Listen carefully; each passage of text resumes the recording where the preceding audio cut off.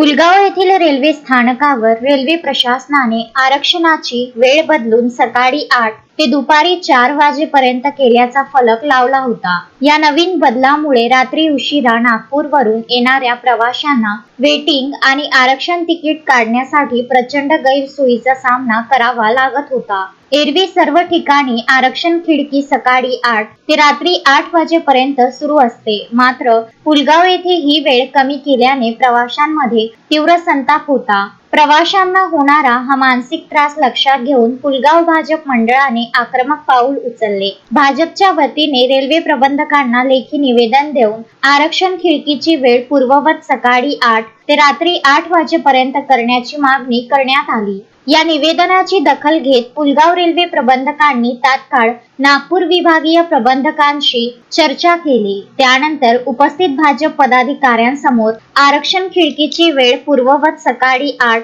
ते रात्री 8 वाजेपर्यंतच राहील अशी घोषणा रेल्वे प्रशासनाकडून करण्यात आली। भाजपच्या या यशस्वी पाठपुराव्यामुळे रेल्वेने प्रवास करणाऱ्या असंख्य प्रवाशांना मोठा दिलासा मिळाला आहे। यावेळी शहर भाजप अध्यक्ष प्रशांत इंगोले, रेल्वे समितीचे माजी सदस्य राजेंद्र मेहता, भाजप महासचिव अरविंद भार्गव, मंगेश झाडे, कपिल शुक्ला यांच्यासह इतर अनेक पदाधिकारी व कार्यकर्ते उपस्थित होते। अश्विन शहा, विदर्भ न्यूज, पुलगाव।